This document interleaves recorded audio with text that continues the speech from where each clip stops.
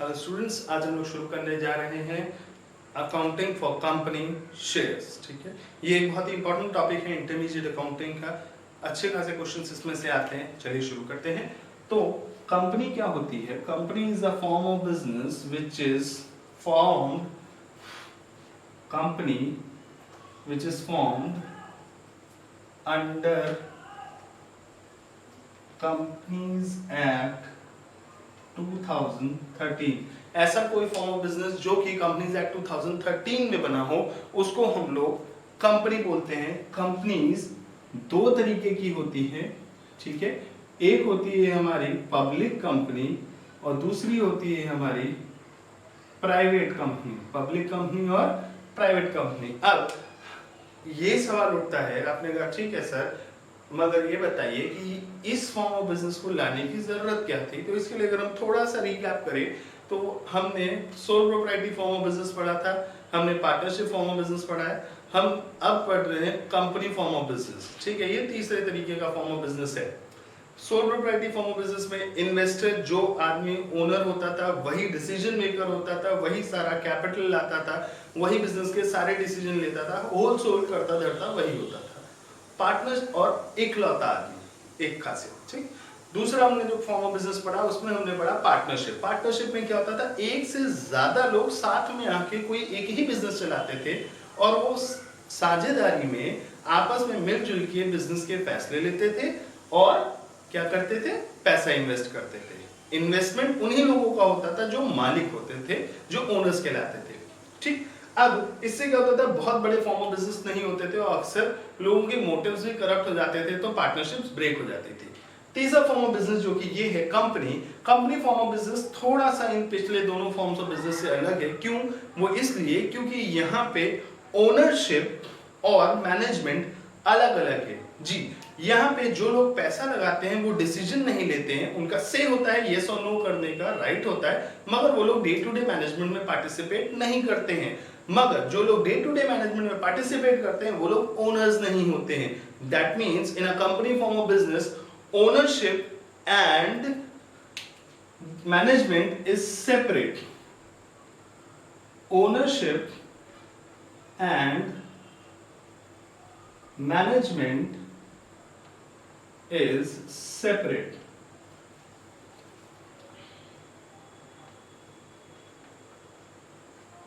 ठीक है, ये दोनों एक दूसरे से अलग अलग होते हैं। अब सेपरेट होने का मतलब है ओनर जो लोग हैं वो मैनेजमेंट में पार्ट नहीं लेते हैं यूजुअली। ऐसा हर जगह पॉसिबल नहीं है।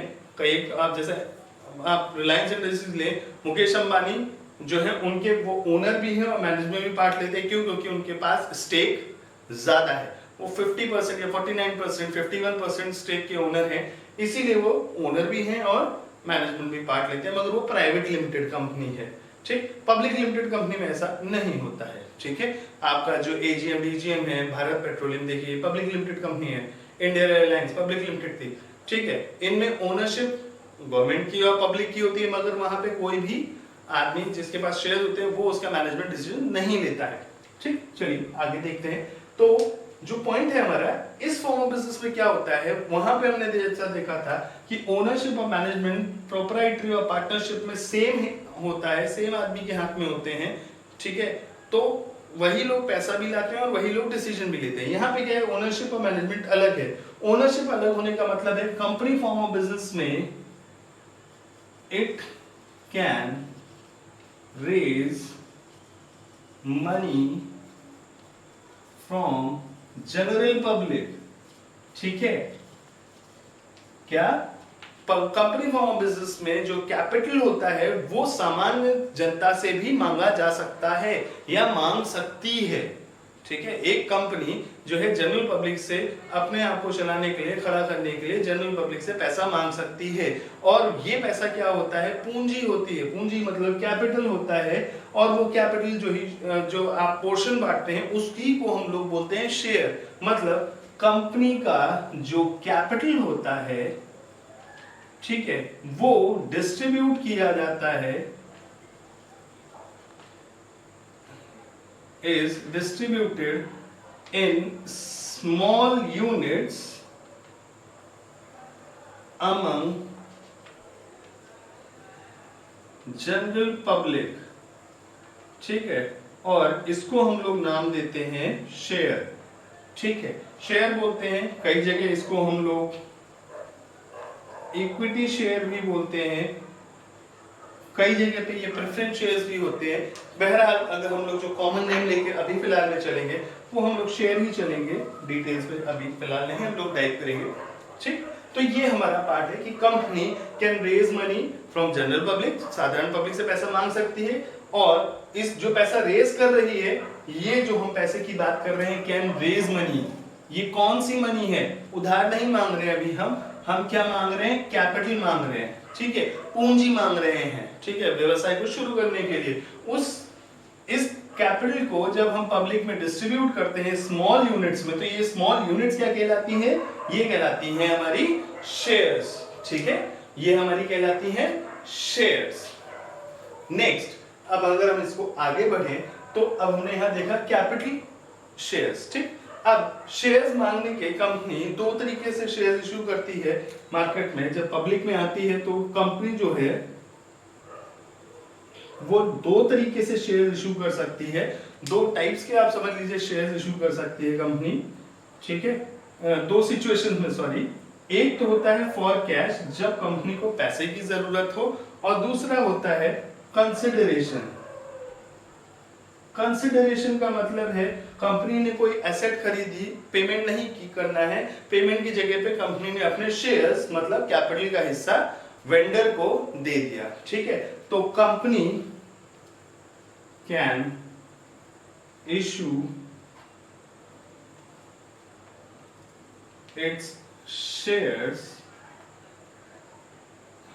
फॉर कैश एंड कंसिडरेशन, मतलब कोई एसेट खरीदने के बदले में।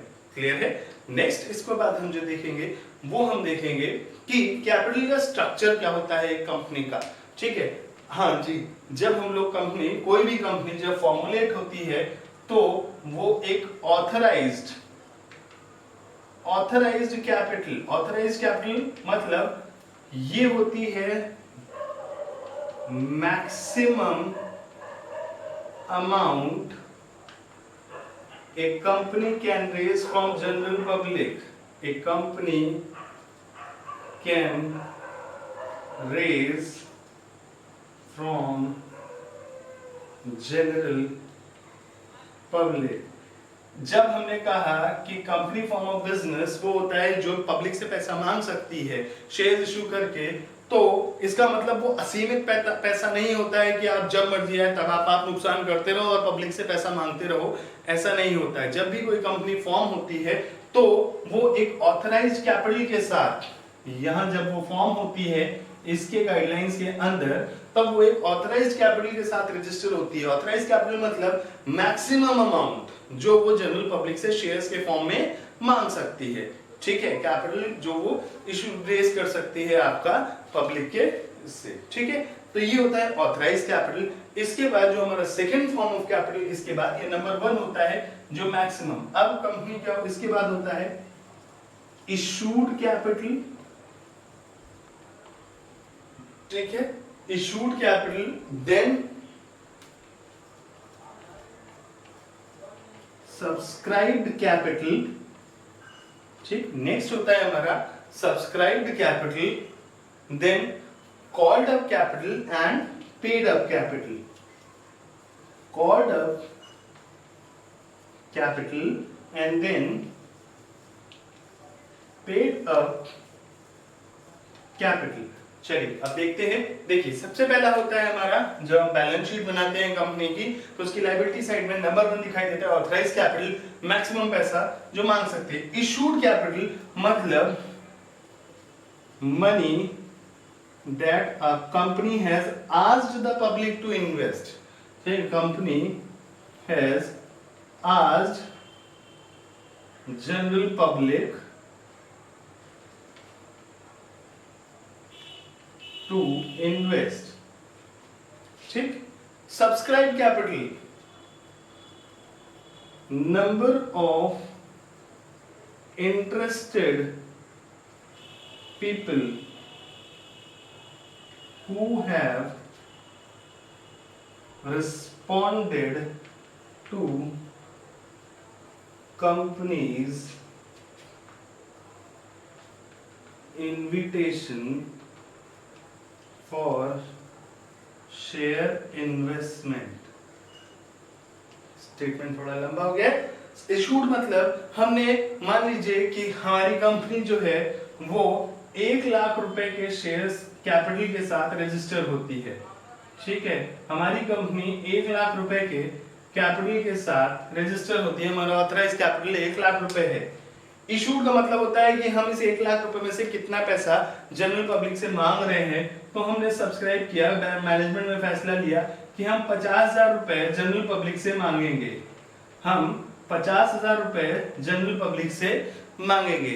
अब इस 50,000 रुपए को हम कैसे मांगेंगे, तो इसको हम लोग ब्रेक कर देते हैं कि हम 50,000 रुपए एक ही आदमी से मांग लेंगे क्या? नहीं, कई सारे लोगों से मांगेंगे हम। तो एक आदमी से कितना मांगेंगे, तो हम पर यूनिट जो ये शेयर की है इसकी हम पर यूनिट, ये स्मॉल यूनिट जो है ना, तो इसकी per unit value that is also called face value of share, that is also called face value of share. ठीक है, पर यूनिट वैल्यू या फेस वैल्यू ऑफ शेयर निकालेंगे। फर्स्ट कीजिए कि हमने एक शेयर की कीमत 100 रुपए रखी, तो कंपनी कितने शेयर्स इशू कर सकती है? 50,000 डिवाइडेड बाय 100, 500। ठीक है, तो ये 500 क्या है? ये रुपीस है। तो ये है कैपिटल जो हम विलिंग टू रेज है, ये है फेस वैल्यू ऑफ शेयर। ठीक है, ये है फेस वैल्यू ऑफ शेयर और ये है number of shares that can be raised through the public application. ठीक है, number of shares that can be raised through public application. Next, इसके आगे जब हम चलते हैं, इशू हमने कर दिया, मतलब हमने 500 शेयर्स के लिए एप्लीकेशन मांगा लोगों से।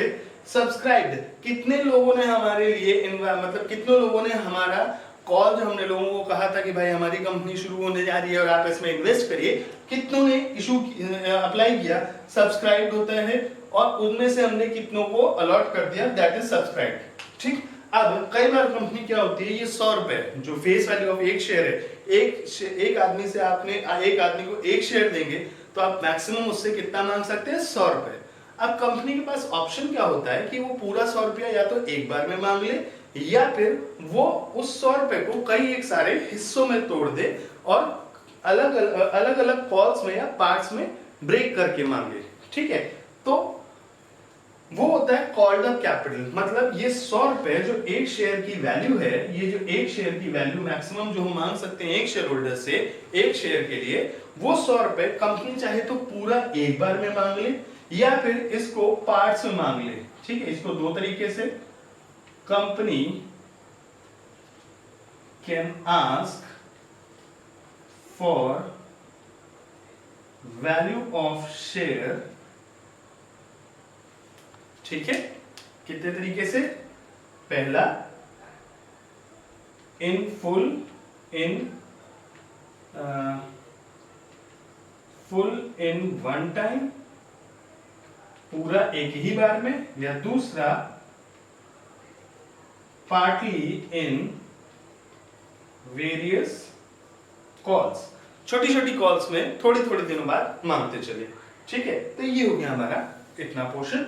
फिर आता है कॉल्ड अप। हमने मांगा, मान लीजिए हमने कहा 50 रुपए अभी दे दो, 50 रुपए बाद में देना। तो जो बाद में देना, तो कॉल्ड अप अभी कितना है? अभी 85 रुपए, दूसरा 50 रुपए भी हमने मांगा नहीं है। ठीक, अब जो वो दूसरा 50 रुपए हम जब मांगते हैं तो वो जितने लोग दे देंगे, कितने लोगों से मांग सकते हैं? 500 शेयर होल्डर्स हो सकते हैं। 500 में से मान लीजिए 498 ने दिया, 2 ने नहीं दिया, तो कॉल्ड अप तो ऊपर आ जाएगा कि 500 से मांगा, और पेड अप 498। तो यहाँ कॉल्ड अप, पेड अप, और फिर यहाँ पे अनपेड भी आ जाएंगे, अनपेड कैपिटल। ठीक है, अनपेड कैपिटल मतलब यहाँ पे हमने 500 शेयर्स से कॉल किया, 498 ने हमको पेमेंट कर दिया, और 2 हमारे क्या हो गए? अनपेड। तो ये जो वैल्यू है ये हमारी बैलेंस शीट में दिखाई देती है। स्ट्रक्चर पे हम लोग जब अगला फॉर्मल फॉर्मेट बनाएंगे तब हम देख लेंगे, अभी सिर्फ समझाने के लिए मैं बता रहा हूँ। ठीक है, अब इसके बाद जो हम लोग नेक्स्ट देखेंगे, जो एक और पोर्शन जो है हमारा फॉर्मल स्ट्रक्चर में जब हम लोग बात करेंगे तो वो होगा हमारा रिजर्व्स। ठीक है, जो कैपिटल का ही पोर्शन होता है, ठीक है। बैलेंस शीट जब हम ड्राफ्ट करेंगे कंपनी फॉर्म ऑफ बिजनेस की, तो दो चीजें जो होती हैं, कैपिटल एंड रिजर्व्स, ठीक है। कैपिटल एंड रिजर्व्स ये दोनों एक साथ चलते हैं और ये बहुत अहमियत रखते हैं एक दूसरे के साथ। इसको हम लोग डिस्कस करेंगे अगले लेक्चर में, ठीक है। तब तक अगर आपका कोई सवाल हो तो नीचे कमेंट सेक्शन में डाल दीजिएगा और चैनल को जरूर सब्सक्राइब करिएगा। Thank you.